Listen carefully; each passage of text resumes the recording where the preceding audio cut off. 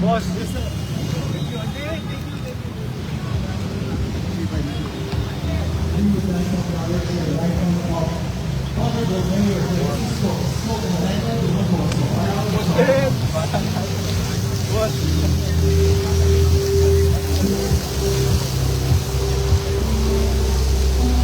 We would also like to acknowledge the arrival of City of Manila Vice Mayor Atienza.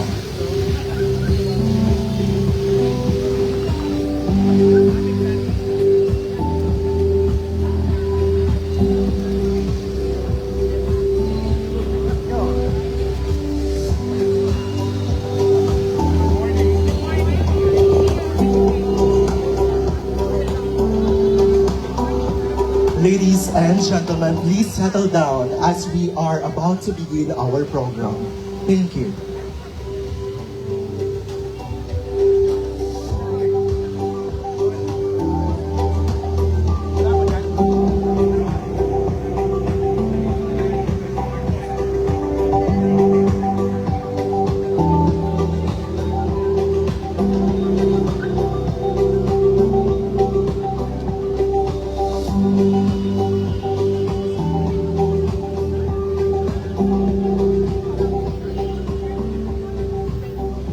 Isang makasaysayan at makakalikasang araw sa ating lahat.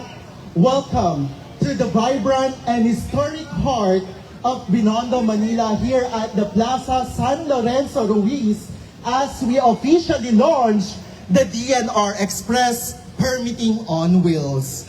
Ngayong umaga, hindi lamang po ang Maynila ang ating sentro ng serbisyo because this launch is happening simultaneously across all 17 regions nationwide.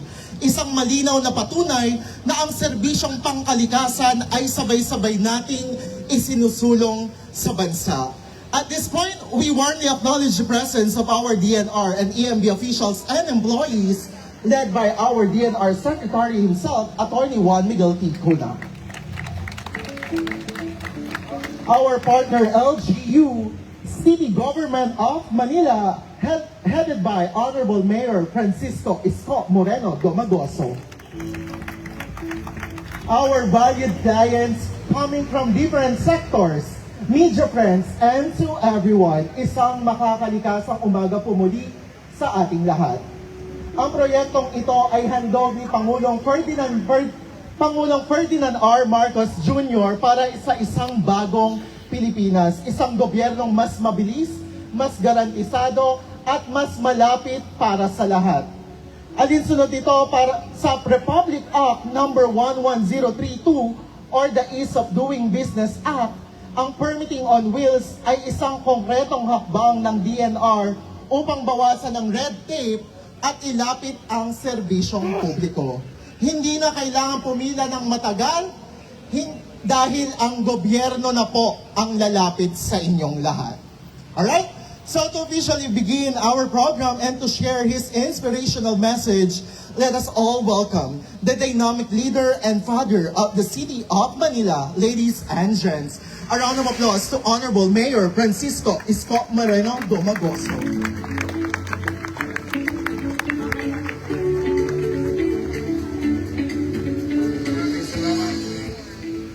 Maupo po kayong lahat sa amin pong minamahal na sekretaryo ng bansa ay malapit na malapit sa puso ng mga taga Maynila. Secretary, mas kilala namin siya Mix, no? Juan Miguel Cuna.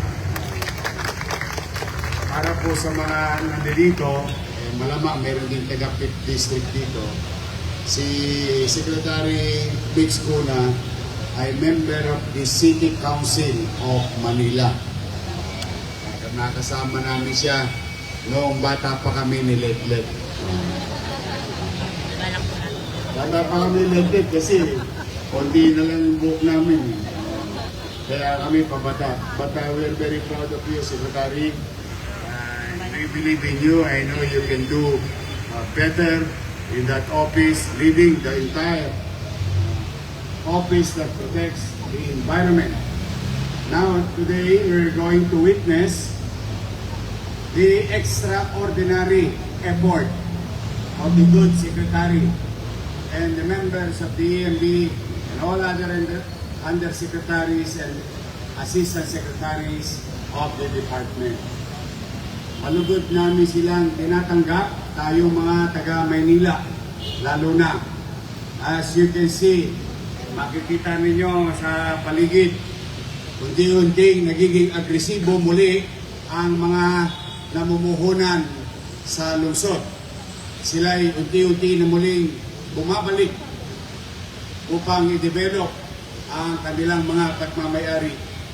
Sa pagkakataong ito ay maraming kakailanganin na dapat tukdin ang mga negosyante sa mga regulasyon ng ating pamahalaan.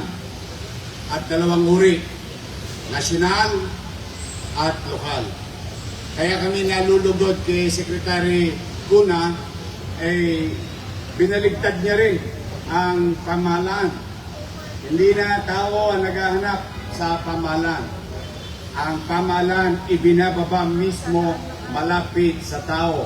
Reachable, the national office, the Department of Environment and Natural Resources. And these are the things that complies with what you call ease of doing business in the city of Manila. Kaya kami ni Vice Mayor Chief Atienza, ando dito, pinakamagandang Vice Mayor sa buong Pilipinas. Basta Manilay niya, maganda. At may asim pa.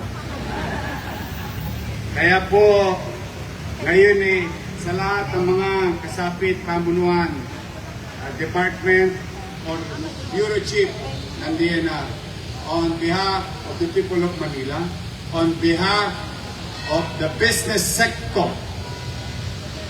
doing business in Manila, which we grow again. Abay, kalahin ninyo nakakatatlong buwan pa lang tayo. There is about 2,100 plus newly registered business in the city of Manila. Despite the crisis, the city government enjoys to, tanggapin, yakapin, at patuloy silang naghahanap buhay at nagbabakasakali na makapaghanap buhay sa lungsod. Kaya talaga po itong ginagawa ng DNR ay napakalaking bagay sa amin bilang lokal na pamahalaan, sapagkat sa ibang mga lituntuning aming ipapatupad, may bahagi noon ay manggagaling sa national government. Huwag na kayong lumayo. Isa sa malaking problema ng mga malalaking development ay ECC. But with these activities, programs of DNR, through the leadership of Attorney Miguel Cuna as Secretary and his team, ay mas gagaang, mas bibilis, mas dadali. Which your city's policy in Manila align with your city's policy. Sabi ko nga, kila Levi Facundo, sabi ko, pag may magbubukas ng negosyo, bigyan mo ng permiso, agad-agad, as long as they comply with the ABCs. But immediately give them and let them operate as soon as possible. Why? More than the taxes that we're going to enjoy by December 31 of 2026 or every quarter thereon, no? Ay yung oportunidad ng mga nasa paligid dito, ng mga taga-lungsod ng Maynila na makapagtrabaho. Because our direction, our investment in the city of Manila focus on, when we utilize our local resources, is to focus on MBN, minimum basic needs. Housing, education, healthcare, and jobs. Jobs jobs, jobs. Kapag may trabaho, magaan ang takbo ng pamilyang Manileño. Pag may trabaho, halos lahat ay mawawala po. Hindi na po natin kailangan ng pulis sa kalsada dahil papayapa ang pamayanan. Kapag may kapanatagan, kasiguruhan sa pangitain ang bawat individual, mas papayapa, mas tatatag, mas tatahimik ang bawat komunidad. So that's why we continue to focus on MPN. Maliit man ang ating resources, but we will, the people of Manila listening here, will continue to utilize it. Big chunk of that little resources will focus on MBM. So muli ay malugod namin kayo mga taga-DNR na tinatanggap dito sa lungsod ng Maynila. Sabi nga namin, welcome po kayo sa lungsod ng Maynila. So muli sa inyo lahat, Secretary Mitch Cuna, on behalf of the people of Manila, thank you. Thank you for giving special attention to the capital of the country, to the city of Manila, to your hometown. Our hometown. Sabi nga natin, whether you're Manilans or not, most likely, it is your Manila. Manila, my Manila. Magandang umaga. Pagpalain nawa kayo ng Pong Maykapan. Manila! God first. Thank you. All right, thank you so much, the Honorable Mayor.